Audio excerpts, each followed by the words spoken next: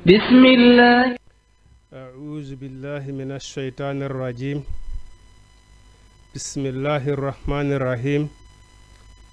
إن الحمد لله نحمده ونستعينه ونستغفره ونعوذ بالله من شرور أنفسنا ومن سيئات أعمالنا. من يهد الله فهو المهتد ومن يضلل فلا هادي له. وأشهد أن لا إله إلا الله وحده لا شريك له. وأشهد أن محمدا عبده ورسوله. أيها الإخوة الكرام والأخوات، أحييكم بتحية الإسلام ألا وهي أقول لكم جميعا السلام عليكم ورحمة الله تعالى وبركاته. نعم مسيب جلبة ومبه وندار دو تلفزيون ميدان جما تي haray en yetti Allah subhanahu wa ta'ala hatinirde yettugol de tawde non ko yettuden Allah subhanahu wa ta'ala o haray en fandi dun non bawo en yettude mo kanko Allah subhanahu wa ta'ala accuden ha o saido iden du'ano nelade mede Muhammad sallallahu alaihi wa sallama yo Allah subhanahu wa ta'ala bedu yurmende mabbe, Allah hisinaɓe e kala jokkuɗo ko ɓe jokki kon ha yawmal qiyama. ɓawo ɗum miɗo insinano hoore an insinano on bone bakkatuji meɗen ko waɗi hiɗen andi kala mo Allah subhanahu wa ta'ala fewni ko on ɗon woni fewuɗo. kala mo Allah subhanahu wa ta'ala majjini heɓantako mo fewnomo. ɗen tori Allah subhanahu wa ta'ala yo Allah subhanahu wa ta'ala fewnu en o woɗɗintinen ko wiyete majjere kom. hiɗen mawlo Allah subhanahu wa ta'ala e bone pittande wonkiji meɗen. hara hiɗen andi o ɗo banu adama koye hoore ɗe ɗo tigale l'islamu joyi woni ko dina makko kam woni ko mahi. ko ɗum waɗi so Allah subhanahu wa ta'ala ndaari Allah subhanahu wa ta'ala yewtirde ko terma ko ma khalaqatul jinni wal insi illa liya'buduni. le tawde banu adama on koye hoore kaɗo dinal islam woni ko maha ay ko par étape sa ndaari julɗo on ka dina hiɗa e oɗo étape hiɗa yaye oɗo étape ay ko non hay aduna on non kadi sa ndaari ko non fi aduna ma on marsa heɓa ko faalaɗa kon hiɗa iway oɗo étape hiɗa yaye oɗo étape hiɗa iway oɗo étape hiɗa yaye oɗo étape. ay diina kan kadi ko noon. ay ko ɗum waɗi neɗɗon ko yo o wakkilo Allah subhanahu wa ta'ala noon neɗɗon ko yo rewi Allah wasi tawni o maayay joni. ay ɗum noon hiɗen mawlo subhanahu wa ta'ala e bone pittande wonkiji meɗen nde tawde mo Allah subhanahu wa ta'ala fewno ko woni fewɗo ko kala mo Allah majjini heɓanta ko fewnomo. ɗen andi fewnde leer ɗo ni ɗe balɗe ɗo ni en yawti e lewru sumay wiyetendu saharu ramadana. ɗen andi lewru sumay ko jiyangal e tugale l'islam. hande kadi hiɗen sutani julde donkin.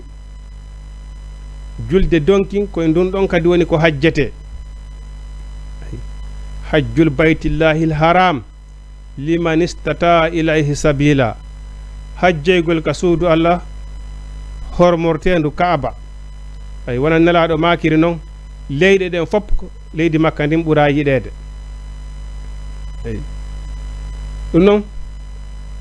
e hiɗen sutani nde oɗo wiyete kadi julde donkin. julde donkin ko nuni ko fanda ko dewal Allah subhanahu wa ta'ala ko dewal. ay julde donkin. as-sanatu iidayn idul fitri wa idul adha. hitande nden fopp ko juldeje ɗiɗi woodi. anene noon yiɓe nenna ɗo joni julde joom bente julde joom bente ɗum ala hay nokku ka tabiti kal islam ko sama kala hitaare nden fof ko juldeji ɗiɗi woodi ko julde suumaye e julde donkin kala ɗaɓɓuto toon juldere tataɓere ko kanko andi hon to itti ɗum ɗon ay islamu décoration ɗeɗo juldeje ɗiɗi ay iɗen andi noon en majjaka sa ɓe ɓay tum banu adama on nde tawde Allah subhanahu wa taala e neɗɗo on kala ko o gollata ka diina yo tasko o ndaara eno hawni ha wota en yawite ko nalaɗo amadou sallah sallam maki on kala man amila laysa fi amruna fa huwa raddum ko ɓuri sattude fof ko say goɗɗo golliɗo piiji diina tawi noon iniɗa ko diina wonoɗa e gollude golla ha gayna hewte yawmal qiyama ɗen golliɗo ronke jaɓede andi perdi ɓura ɗum a fawtaki intérêt heɓaki ndi hara hino hawni kono hitande nden fof ko juldeji ɗiɗi woodi ko julde suumaye e julde donkin ɗum noon alhamdulillah rabbil alamin waɗi en feƴƴi e julde suumaye hiɗen arande nde ɗo julde donkin kadi ne woodi puyji buy ko waɗete nde ɗo julde donkin wona ka julde suumaye noon neɗɗo on si tawi Allah walan ɗon tawnima yawgol ruƴƴoya juuloygol yawgol ruƴƴoya ay ko waɗi neɗɗo on si tawi woni a préparé ko ɗo coñci ma a ñoƴi coñci labaɗe a préparé a hirsi baali ma a waɗi ko waɗete kon fof sa yahaali ruƴƴoyɗa iidi on hara heɓali ko ɗaɓɓa julde donkin kon ay neɗɗo on o yaa o ruƴƴoya si tawi woni Allah subhanahu wa taala arsikimo dammol ko o hirsa ay joni noon sa ndaari kanko Allah subhanahu wa taala ko ɗum o yoni la yanalu luhumuha wala dima'uha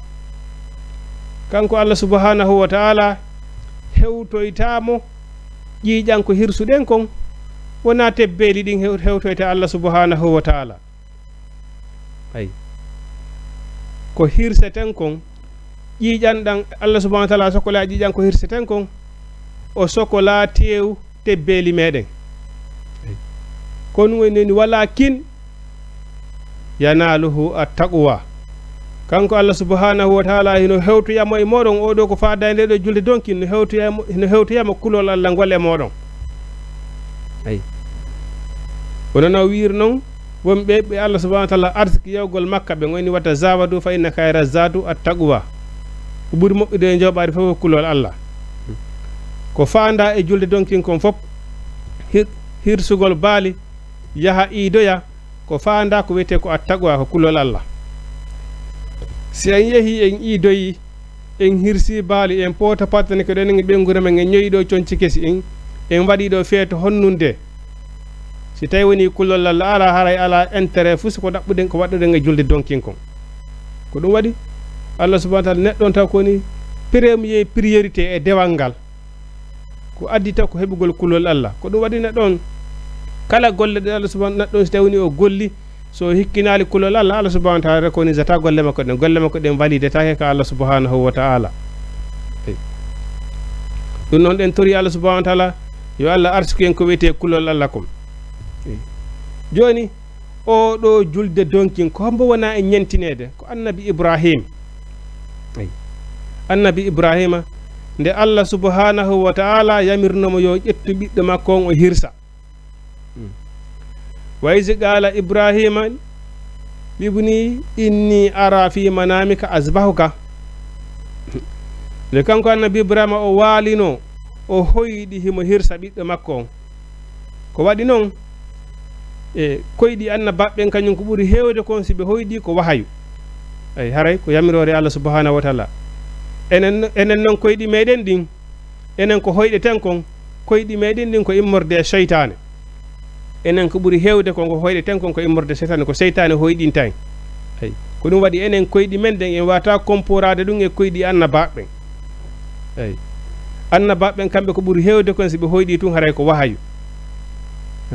joni noon kanko annabi Ibrahima o hoyɗi himo hirsa ɓiɗɗo makko on ɗum ɗon kadi holli honnum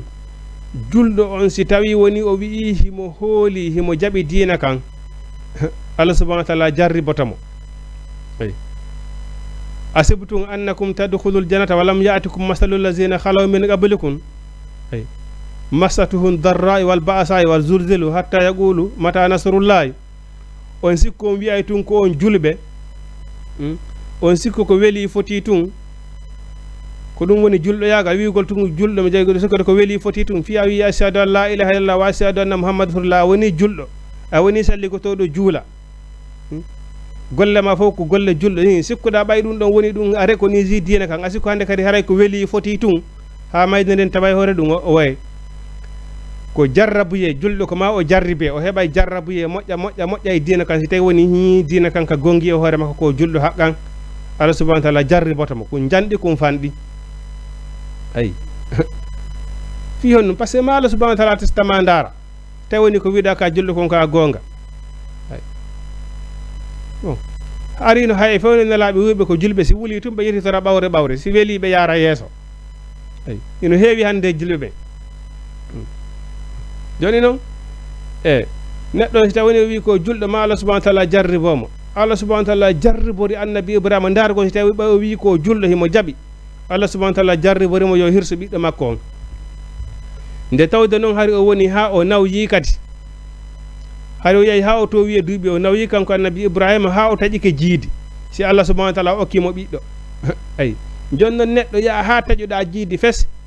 Allah subhanahu wa ta'ala okkama ɓiɗɗo si Allah subhanahu wa ta'ala okkima ɓiɗɗo kadi ya noon ha ɓiɗɗo on kadi janɗa o heɓa 15 ans o sutatnike 20 ans hewti ka o nafete Allah subhanahu wa ta'ala innama ya hirsumo ay ko ɗum annabi Ibrahima Allah subhanahu wa ta'ala jarriborimo on sa annabi Ibrahima yetti ɓiɗɗo makko a inni ara fi manamika azbawka Allah subhanahu wa ta'ala hollila jami hirse ɓiɗɗo makko hongoy oni ifal masi ita ɓiɗɗo makko wi baba waɗu si tawi woni ko Allah subhanahu wa ta'ala yawirima haray waɗu ay sa tajiduni inchallahu min as-sabirina a taway komi jiyaɗo e muññiɓe ɓaytun ko Allah yamirma waɗu on say kanko annabi Ibrahima o prépari fi hirsugol ɓiɗɗo makko on ɗum e ɗum muɗum seytane ari so in sinimo seytane inni an a yahay ha taƴoɗa heɓugol ɓiɗɗo heɓamo ha gayna goɗɗo go yamirama ya hirsumo hirsamo o ƴetti hayre o ferimo seytane o ni immoɗon nde tawde ko Allah subhanahu wa ta'ala jamirimo ay o immi ɗon kadi o yahi ka sonna annabi Ibrahim ay Azara o wi modima o manda so feetali an accay modima hirsa ɓiɗɗo ma on a yahi ha taƴiki heɓugol ɓiɗɗo ƴetta modima hirsa ɓiɗɗo ma on a jaɓay ɗum on say nena Azara ƴetti hayre feri Iblisa ay o yahi kadi ka ɓiɗɗo wona noon Ismaila on ɗon kadi ƴetti hayre ferimo ko ɗen kaaƴe woni jamuraje feroyteɗe ka makka ɗum andi yimɓe si yeeɓi hejji ha ɓe gayni ko wayintagol andi woodi kaaƴe ɓiɓɓe ɓe feroyto jamuraje ɗen ko ɗen kaaƴe ɗe annabi Ibrahima ferino Iblisa ko ɗen ɓe feroyto ɗon ay ko Iblisa wona e fiɗede ɗon on say ɓe ferimo ɗeɗo kaaƴe o pottiti ko ɗum ɗo holli neɗɗo on si tawi woni toujours no Allah subhanahu wa ta'ala ɗon ya ibnu adama inna cheytane aduwu lakum fattahizuhu aduwa ay seytane ko gaño mon joguitemo gaño neɗɗo on toujours say faalaɗa gollugol ko moƴƴi o seytane o soyin sinte ay kono neɗɗo ene dowa ƴettude disposition muɗum hay si a golli golle maɗen ha gayni rentade kadi wattanayi laara seytane bonnarede saabu neɗɗo on hiɗa wawi gollude ko moƴƴi kon ha gasa seytane daro kadi o bonnanama golle ɗen kadi ayi ko ngo opportunité ɗo wonno annabi Ibrahima o kaali seytane laawol on say o wallini oɗo ɓiɗɗo makko hirsugol mo on say ko ɗum Allah subhanahu wa ta'ala wa hadaynahu zibhin azimi Allah subhanahu wa ta'ala lontiriniri annabi Ismaila ngaari baalil mawnudi ay ngaari baalil mawnudi o wallini ɓiɗɗo makko on hirsugol ngaari baalil harino ka aljanna ay ko ndin yaltino ya ton ɗon andi adinoɓe warindirde ɓen ka hoore leydi ɗo ko fi nawligu woni ko ɓe warindiri ko ɗum waɗi nawligu yagal ɗum iwata e banu adama ha ñande ay ha biila e qabila nde tawde noon ko ɓiɓɓe a baba adama kamediri ko ɓe nene goto baba goto ko nawligu yagal saabu debbo kati ko ɗum woni ko ɓe warindiri ay mo kala maɓɓe itti sadaka oɗa jaɓana oɗa jaɓanaka ha bile jaɓanano ɗon ko ngaari baalil o ittuno ɓaygil jaɓama après ngil naɓa ka aljanna ko ngil ngaari baalil ɗon ko ngil ko ngil gaari baalil yahanano ko alijanna ko ngil sottirano annabi ismaila nde o waldirano e hirsugol ay ko ɗum waɗi ndaare si tawni donkin on juulama balɗe tati jokkodirɗe ɗon ɗen kala wagotu mo juuruɗen en wiya subhanallahi walhamdulillahi ɗi kabbiraji waɗeteɗe ɗen e nder balɗe tati ay bimbi julde bimbiti julde bimbititi julde ɗen balɗe tati jokkodirɗe ɗon kala wagotu mo juuluɗen ha balɗe tati timma en insigo to ɗin kabbiraɗi ɗon kono ɗiɗin kabbiraɗi ɗon annabi ibrahima wallini ɓiɗɗo makko on hirsugol o wayruno ko ɓiɗɗo makko on o wallini hirsugol o ñiɓi laɓi kon o hirsi ha o gayno o ɓanti o tawi ko ngaari balil o hirsi ay o insini o wi subhanallahi ay annabi ismaila o wayruno o wallinama himo hirsede ay ko kanko wona hirsede ko hirsete ko ndene hirsa o ɓanti o tawi himo daroyi to o yi yan hino wika tawi ko ngaali balil hirsa ngaari baalil hirsangi ngi ngi wayruno hingel ka alijanna hingel figure ton wona andirɗo ngaari baalil hino fijano sino welti ay hari hingel ka alijanna hingel figure ton nde annabi ismaila wallinayo hirse ko ɗon e ɗon an seydina jibril yahi ka alijanna ƴette to ngaari baalil ngil addingil sottiri walliningil sorti annabi ismaila ay laɓi kin hawri e maggil ngil hirsa kangel kadi ngi wi subhanallah ay koko annabi ibrahima insinino ɗon kon annabi ismaila insini ngaari baale ngil kangi kadi ngil insini ko ɗin kabbiraji ɗon woni ko waɗeten ɗin kabbiraji ɗon waɗete ko waɗete bimbite julde bimbite mana ɗen balɗe tati wonde ɓaawo julde na ñande julde de na ñande iidi ñalande julde nde faami bimbi iidi bimbiti iidi bimbititi balɗe tati ɓaawo iidi ko ɗin kabbiraji ɗon waɗete ayi joni noon si en daari annabi ibrahima oɗo mo wonde e ñentinde sa yi allah subhanahu wa taala jaɓi dewal makko ngal koko laɓɓinani allah subhanahu wa taala dewal ngal kon ko ɗum waɗi somi inni kala ko waɗuɗen kala kon tigi waɗuɗen e dewal ngal ko waɗuɗen ɗo honnunde hirsuɗen ɗo baali ñowɗen coñci waɗuɗen ko faalaɗen so tawni e laɓɓinanali allah subhanahu wa taala dewal ngal o jaɓata ay o validata golle meɗen ɗen ko ɗum waɗoyni ɗo la yanaluhu dima'uha wala luhumuha hewtoytamo kanko allah subhanahu wa ta'ala ƴiiƴan ko hirsuɗen kon wona tew ko hirsuɗen kon hewtoytamo kanko allah subhanahu wa ta'ala hino hewtoyamo kanko allah subhanahu wa ta'ala a taqwa kulol allah golle meɗen yanaluhu a taqwa ko ɗum ɗon tun allah subhanahu wa ta'ala ɗaɓɓi e meɗen eyi joni si en daari isi qala ibrahima sa daari annabi ibrahima ay isi qala li abihi to mbaɗi annabi ibrahima wiyanno li abihi ben makko ay oyni hon ya abati ko an yo ben an ay lima ta'buduna ko honnu rewanton ay lima ta'buduna ko honnu rewanton mala ta'buduna lima ta'buduna ko honnu rewanton mala yasma hunde ko nanata ay annabi ibrahima ko o ɗum ɗo o wolanno baba makko nde tawno annabi ibrahima hari baba makko ko lanɗo rewaynoɗo sanamu ko kanko wonno hooreɓe rewaynoɓe sanamuɓe en fopp isi qala li abihi tumande kanko annabi ibrahima wiyanno li abihi be makko wiya abati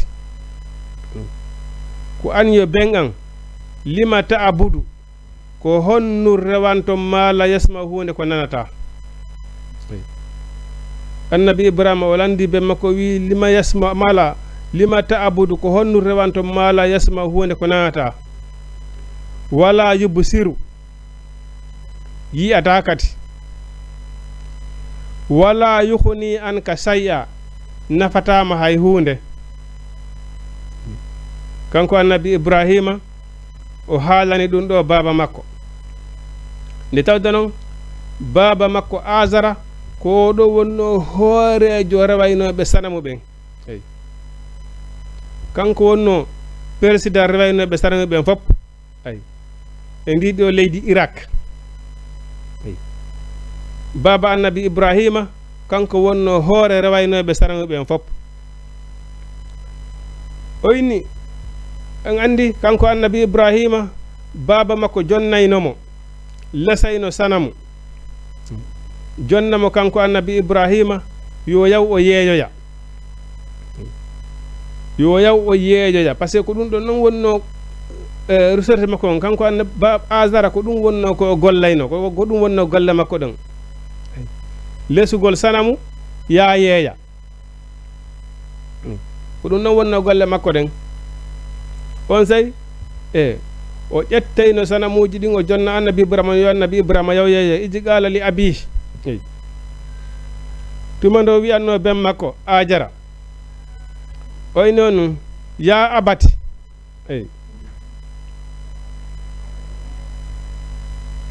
isi qala li abihi tuma ndo wiyanno ben makko ya abati ko noon yo baban lima ta'budu ko honnu rewanta mala yasma'u hunde ko nanata wala yubsiru yata wala yukhni anka shay'a nafatama hay hunde annabi Ibrahima insiste nde tawde hari baba makko ko ɗiɗo sanamuji wonno e rewde kanko annabi Ibrahima insiste baba makko nde tawde noon kadi ko baba makko wonno lanɗo sara nden fop neññande ko baba makko laami sara nden fop o inni baba ko fi honno rewanta sanamu o sanamu ko andanɗa hoore maɗa mana nanata si on noddiɗi ɗi nanata ɗi yiyata ɗi ɓannanta on nafa ɗi duñanta on lorra wala yukhni anka shay'a ɗi nafata on hay hunde o inni ya abati ko an yo baba innino min kadi ja'ani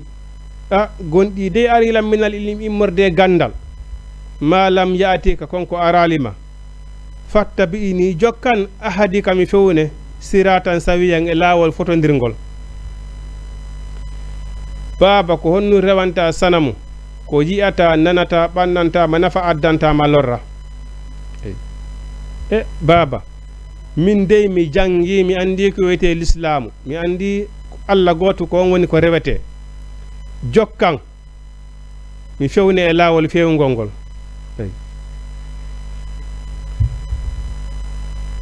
ya abati ko an yo baban la ta'budu shaytana wata rew shaytani wata jokko shaytani inna shaytan ando do shaytane kana o latike dey lirrahmani wonande jon yurmanede ko doni Allah subhanahu wa ta'ala asiyan ko yeddudo mo ko don se ngal subhanahu wa ta'ala ni jokite shaytane gaño ya abati ko an ye ben an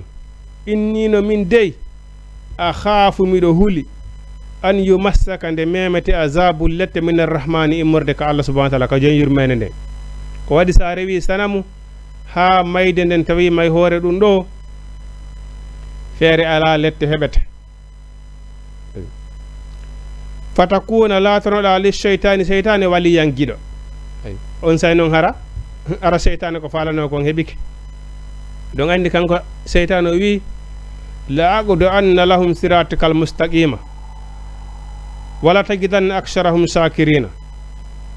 ɓiɓɓe adama ɓe fof mi jooɗante ɓe laawol fewngol ngol fof ɓurɓe heewde ɓen mi wonata ɓe yedda Allah subhanahu wa ta'ala joni noon kala waltiɗo seytane yeddugol Allah subhanahu wa ta'ala haray seytane kanko heeɓi faale makko ko ɗum waɗa seytane kañum ko ɗum ɗaɓɓe ɓiɗɗo adama on ko ya wallitamo e hoore yeddugol Allah subhanahu wa ta'ala an jiyaɗom si a woni walitagol seytane e hoore yeddugol Allah subhanahu wa ta'ala kanko ara heeɓi ko faala kon ko ɗum ɗaɓɓe jiyaɗom fatakuna li seytani waliya latanoɗa seytane giɗo qala o wi arahibun an alihati ya ibrahima ko ɗum waɗi pullo fuuta inna wo nowru malandu koye hoore malande wonata nde annabi ibrahima yetti baba o yi baba wata rew sanamu jokkam min mi heeɓi ko wiyete gandal l'islamu jokkam mi hollama lawol fewngol ngol o wi wata rew seytane wono giɗo ma an say baba makko wi honnun Azara o wi fatakuna o wi qala o wi arahibuna na halyati ene ibrahima a wawata tertade ɗi reweteɗi amen a gasa e tertade ɗi reweteɗi amen o wi la illam yantahi o inni wallahi ibrahima si a haɗitaki la arjumannaka mi rajjimotoma ay ko no woni rajimagol ko wargo bongo wargol ɓurgo sattude wargol rajimagol ko no woni ɗum asugol ngayka ha hewta ka dande on tigi ukkamo nder ton hara o ma yaali asa ngayka ha goɗɗo muta ha hewta ka dande makko har sa ukkima ko ton ko dande nden tun yalitata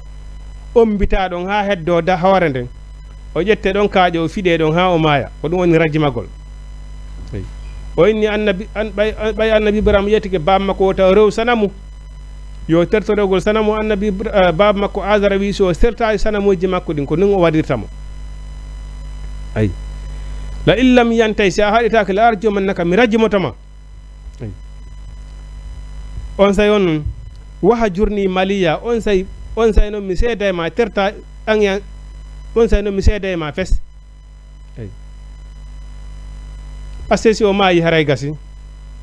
qaala annabi ibrahima wi hon o wi salamun alayka yo kisiye woni dow maɗa sa astahfiruka rabbi miɗo saati insinanadema ka allah subhanahu wa taala ayi on say noon annabi ibrahima ɓay o ndaari o tawi baba makko miijaki fewgol hannde kadi o woni insinanagol mo toranomo allah ayi kono noon nde o yawno ha o taƴi hannde kadi baba makko fewata fes o harminno toranagol mo hannde kadi ko waɗi noon daganta ko julɗo ko torano keefeero ayi nde o yawno kanko annabi ibrahima ha o taƴi hannde kadi baba makko fewata hannde kadi e o terino insinanagol mo hannde kadi o terti insinanagol mo o inni ay waha jurni on say selalan ay maliyan hattirde sergol feralan fes qala wi salamun alayka miɗo sawi insinanadema ay sa astahfiru laka rabbi miɗo sawi insinanade ko jaman innahu no kanko allah kana o laatiki hafiyan ka o newiɗo hawnaki am babam ɓaya jaɓali fewde min ɓiɗɗo si mi insinani kam mi torane kama allah subhanahu wa taala e yurmede allah subhanahu wa taala fewne ayi kono ɗum e ɗum muɗum e bam makko jaɓano fewde ayi wa is qala ibrahim si a ndaali kanko annabi ibrahima ɗumandu wiwno rabbi joomi an isi alwaɗu haasal balada ndiɗo leydi amina leydi holnidi ko ndi woni leydi ko makkatil mukarrama waɗu makka leydi holnidi leyɗe ɗen aduna fof no neraɗo makirno leydi ɗen fop ko leydi makka ndim ɓura yiɗede leydi aduna ɗen fof koɗe masi koɗe ko hay États-Unis de Amérique hay riisi makka ko mari sécurité kon ɗeɗo leydi ɗi ala ɗum eyi makka ko mari sécurité kon no laaɗo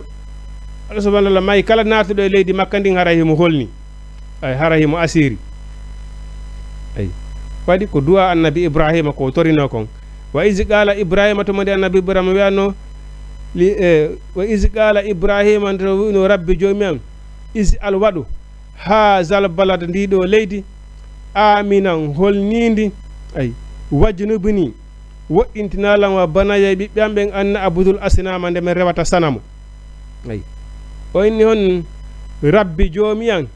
inna hunna no ɗi sanamuji addalna ɗi majjini kasiran ko heewi minen nasi e morde yimɓe ɓe fa man taba'ani kala jokkuɗolan fa innahu noon ɗon minni haray koye am min o jeeya wa man asani kala yedduɗolan fa innaka no an allah hafuru ko hafaranowo bakkatu rahimum ka yurmeteɗo rabbana joomi an innino min askantu mi hoɗini min zurriyati ɓe nguure anden bi waadin e aynde hayra zi zar'in nde ala remuru fus ay mana nde ala remuru mana aynde nde allah subhanahu wa ta'ala emirno annabi ibrahima yo ƴettu ɓe nguure makko nden o naɓa ɓe makka nde jandari makka ayiyata kuɗum ayiyata kakum ko bowal ko sahara laaɓuɗo ko duwa annabi ibrahima cippi e makka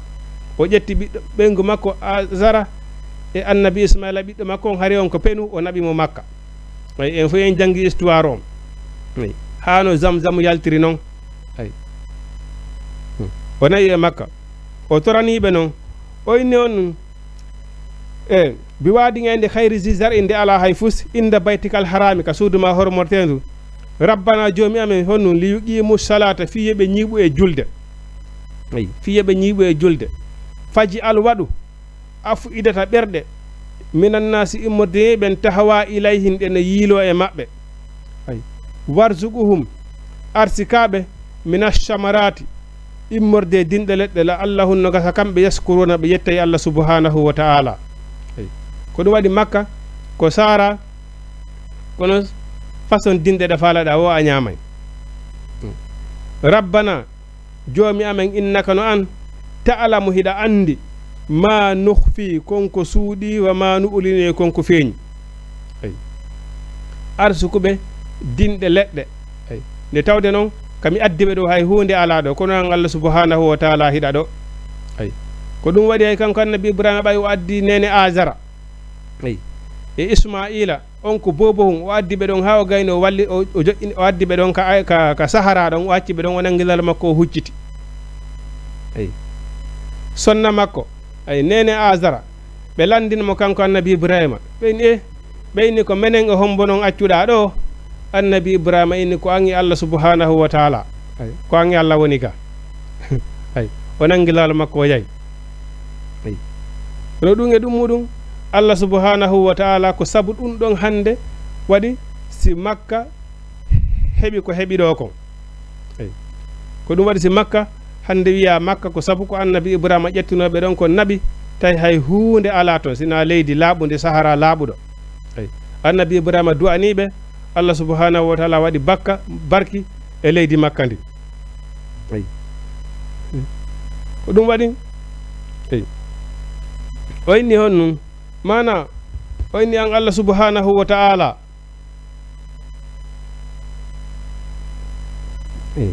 o inni rabbana joomi amen innaka no anta alamu hida andi ma nukhfi konko suudi wa ma nu'linu ay e konko feeñi ay hida andi konko suudi e konko feeñi wa ma yukhfa ala allah suudota ko ma yukhfa alayhi suudota ko min allah imurde ka allah sayun hay e hunde ay rabbana joomi amen ay li yuqimu salata fiye be nyibo e julde ma yukhfa ala allah surata ko min sayin hay hunde fil ardi kalaydi ay wala fis samai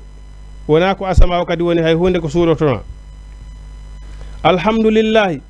yettore wodani allah wahabali okkudolan alal kibar e dow mawngu angun ismaila annabi ismaila wa ishaqa e annabi ishaqa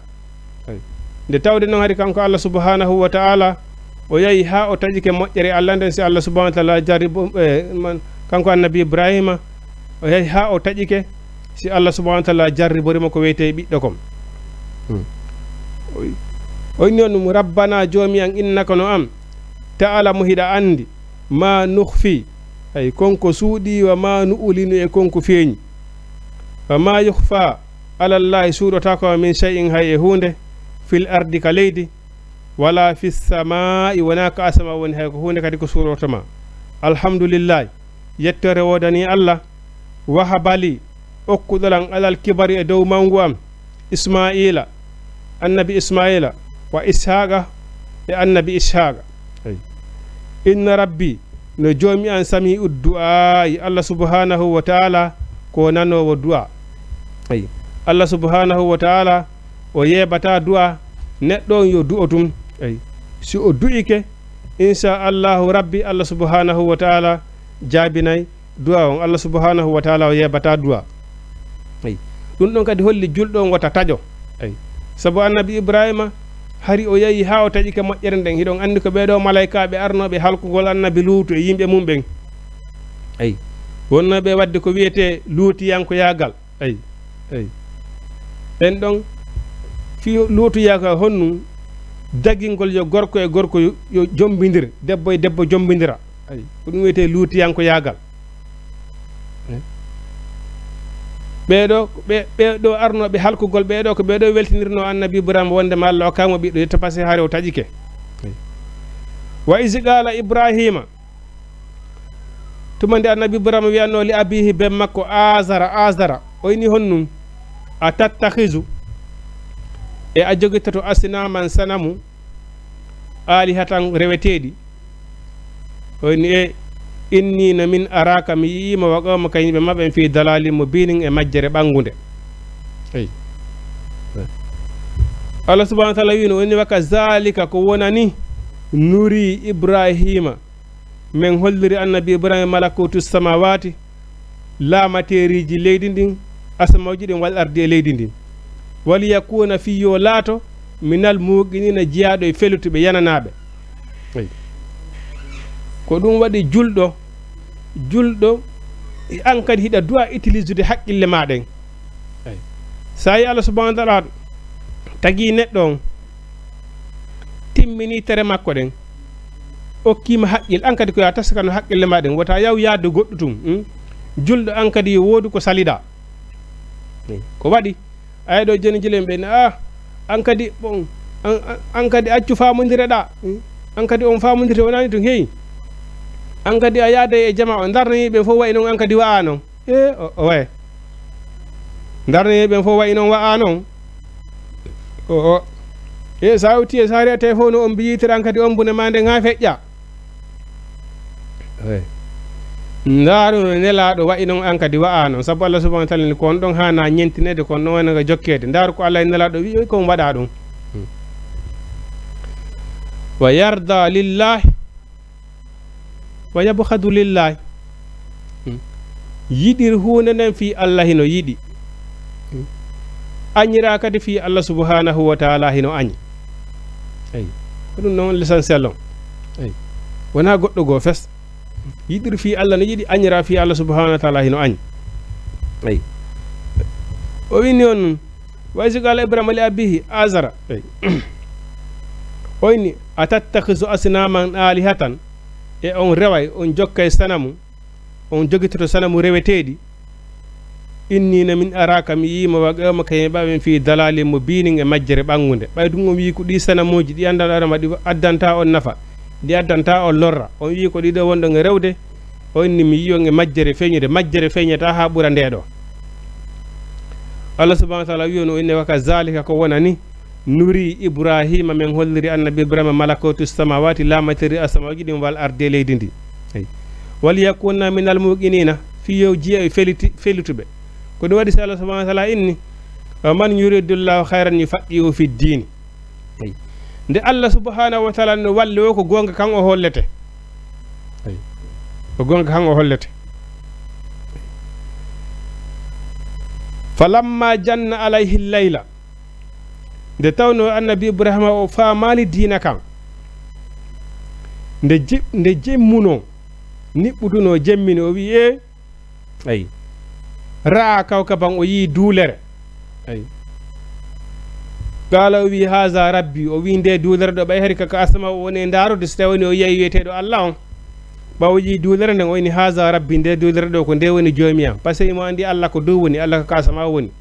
ɓay woni ha jemmiti o yi hoodere nden o wi ko ndeɗo woni ko rewete falamma afala tuma nde hoodere nden mutuno ayi qala o wi la uhibbul afilina o wi Allah on wona mutowo mi yiɗa Allah mutowo Allah kañum mutata ay falamma ra'al qamara ay tuma nde o yuuno kadi lewru ndun baasi han ay lewru ndun hindu jalbini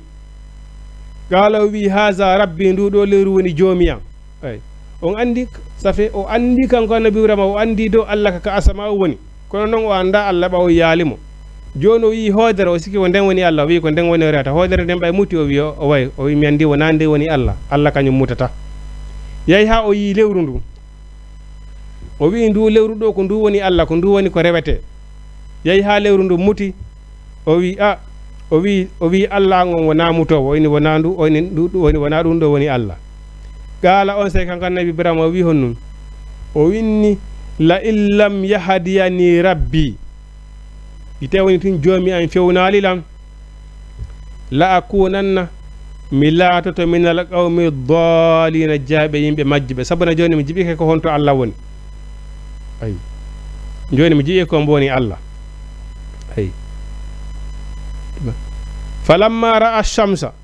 nde yawno ɗon kadi ha o yi nange ngen baasi han nange ngen hino jalbini nge hentini feng kala wiye yo wini haza rabbi ko ngeɗo ko ɗum ɗo woni ko ngeɗo woni Allah ay parce que toujours himo andi kanko Allah kaka asama woni ɓawi nange o sikki nange ko ngen ɗon kadi woni Allah ko ngen ɗon woni ko rewete ay woni haza rabbi haza akbar ko ngeɗo ɓuri mawnude sabanna ɗon andi hoodere hino jalbi lewru ndon hino jalbi kono ɗen andi ko nange ngen ɓuri jalbude awi o wini haza akbaru ko ngeɗo ɗum ɗo ɓuri mawnude ko ngeɗo nange ko ngeɗo woni Allah subhanahu wa ta'ala falamma afalat nde nange ngen mutuno qala wi ya qawmi kono yimɓe an innino min bari mimma tusrikuna min mi wo'itike ko wonɗo e rewde ɗo ko wonɗo e rewde mi wo'itike ɗum ɗo ayi ko waɗi noon hiɗen andi hino woodi rewayɓe yiite no woodi ƴettuɓe yiite nge ɓen kañum inni ko ɗum woni Allah men ko ɗum woni ko ɓe rewata ayi no woodi rewoɓe nangi ngen ayi bon e goɗɗi goo on se kanko nabi Ibrahima o inni qala o inni mana on ya qala ya qawmi kono yimɓe innina min bari mi wo'itike mimma tusrikuna ko wonɗo e sirkandi Allah ɗo ayi mi andi wona hoodere rewete wona lewru ayi wona nange wona nange ayi inni bari mimma tusrikun inni wajjahtu wajhiya lillazi fatarani inni no min wajhiya mi fewtini wajjahatu mi fewtini wajhiya yeeso angom lillazi ay wonande on fatara samawati sinkiɗo asamaji ɗin wal ardi e leydi ndin ay hanifan ay komi jebbi komi newiɗo wa ma ana mi wonali minal musrikina jeyaɗo e sirkoɓe ay mi jeɓanana wajjahatu ay qala wiyaɓami konni yimɓe innino min bari mi wo'itike mimma tusrikuna konko wonɗo e sirkude innino min wajjahatu mi fewtini wajja yeeso ngo lillazi wonande on fatara samawati sinkiɗo oɗo asamaji wal ardi e leydi ndin hanifan oɗo woni newiɗo ko oɗo woni ko hana rewede ay ko ɗum Allah subhanahu wa ta'ala wa ma ana minal musrikina mi wonal ko mi sirkanowo Allah subhanahu wa ta'ala hay e hunde ayi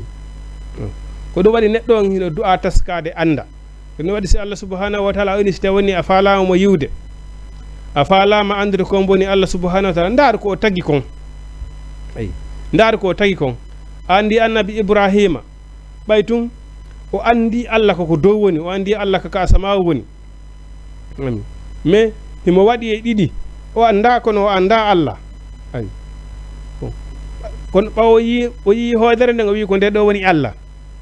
ɓayde muti o yi nange ɓayde muti o inni no o inni wona nde ɗo woni Allah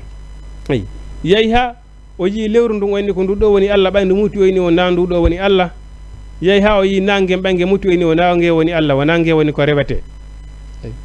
o inni mi wajjuhti wajja lillazi fatarni o inni noon mi yeyi hande kadi mi ɗaɓɓita wiyeteɗo Allah o joni noon neɗɗon ko no wata yirude Allah subhanahu wa ta'ala ko ndaarugol ko o tagi kon ayi ko ɗum ɗon hollatama fiyakuji Allah ɗin ko ɗum ɗon watama andinde Allah hino woodi ayi ayi en wata yude Allah subhanahu wa ta'ala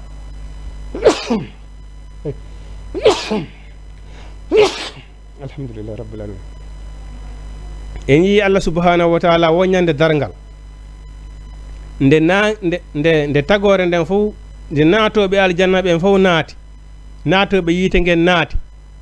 mayde nden addoya nde darna hakkude aljanna yiite nge nde hirsa ay ko nden ñande kadi mayde nden addoyte si naatoɓe aljanna ɓen fof naati dambuɗe aljanna ɗen fermama naatoɓe yiite ɓen naati dambuɗe yiite ɗen fermama bon hande kadi waɗete haray wonɓe ka aljanna ɓen hino reni wonɓe ka yiite ɓen wonɓe ka yiite ɓen kadi hino reni wonɓe ka aljanna ɓen mayde nden adde nde darne hakkude yiite aljanna nde hirsi Allah subhanahu wa ta'ala mayde ala hande kadi wonɓe ka yiite ɓen koyeɓe wonu ɗon ɓe suma ɗon ɓe letto ha siɓe naatoɓe ɓe kala naatowo yiite ɓe inni o tagete o janɗintine ha o fotawa suudu si o naade ka yiite si o sumi ha o lanni o tagite kadi ay baddalnahum juludan hayra juludihim Allah subhanahu wa ta'ala ni mi waɗanayi ɓe yimɓe yite ɓe mi waɗanayi ɓe guri hara wona guri ɗi ɓe jogino ko aduna ɗi hara guri ngi sumay ɗon ha ngi sumay ɗon ha ngel landira kara han so ngel gayni Allah subhanahu wa ta'ala ni mi wattana ɓe guri goo kadi ko noon yimɓe yite ɓen anni ko so tawi on tigi sumi nde woytere hannde kadi lanni no wirata no ngenne nge mayde ɓay nafi mayde laabi ɗiɗi mayde ko woytere ala ko on tigi hula mayde joni noon pour andi o noon le par ce que ala ko neɗɗo hula par ce que soko mayde huluɗa nden ko nde woytere pette hande maytake laabi ɗiɗi sa mayi haray lanni joni noon ko ɗum woni probléme on laakara to mayde ala ton eyi siko ange soñdia harayange soñdia on tokki yeytake a inni kaari soñjiki kono o fo tigi ɓay o maayi ay par ce que neɗɗo ko soñjiɗa o sa soñjiɗa ɗo si a maayi haray lanni ara soñdia lanni hannde kadi ayi joni noon laakara toon mayetake joni noon si maydanen addama ɗon hirsama Allah subhanahu wa ta'ala aray ko alijanna o lando yimɓe alijanna ɓen oyna ene komi foduno on kon on weltike yimɓe wonɓe ko alijanna ɓeyna hi joomi amen min weltike ay o waɗani men ko fodunoɗamen kon ha ɓeydani men Allah subhanahu wa ta'ala inane woodi ko heddi o ini acce noon mi ara hannde kadi yolla min Allah tagunoɗo yite tagui alijanna on andon ko min woni Allah ay on sey Allah subhanahu wa ta'ala ala présente o yimɓe aljana ɓe yiya Allah ɓe anda ko ɗo woni Allah subhanahu wa ta'ala ay kono ɗo e ɗum hay goto wata yude Allah subhanahu wa ta'ala hay annabaɓe Allah subhanahu wa ta'ala o kaali ɗum hay nelaɗo Muhammad sallallahu alaihi wasallam kala subhanahu wa ta'ala ko min wara e hisabin ay ko ɓawir ngallo ay kono neɗɗo si tawniɗa faala yude Allah subhanahu wa ta'ala ko alhaaleje makko ɗin holatama Allah hino woodi ay jaɓa ɗum gonɗinen ɗum gonɗinen ɗum ɗum noon musidɓe julɓe ko ɗum ɗo wonno ko jama tisi woni ko waddani en ɗo inchallahu kala ko hawri ga sababu ko immorde Allah subhanahu wa ta'ala kala ko hawri ga faljere ko immorde seytane wama uridu illa al islah en tori Allah subhanahu wa ta'ala yo Allah subhanahu wa ta'ala waɗan en donki men on donkin jaɓaɗo e yawɓe hajji ɓen Allah subhanahu wa ta'ala waɗande ɓe hajji maɓɓe on hajju jaɓaɗo ɓe Allah subhanahu wa ta'ala newnali yawgoɓen kamɓe kadi yo Allah subhanahu wa ta'ala newnanɓe no ɓe yaara torki Allah en fattiki Allah aqulu qawli hadha astaghfirullah li wa lakum assalamu aleykum wa rahmatullahi ta'ala wa barakatuh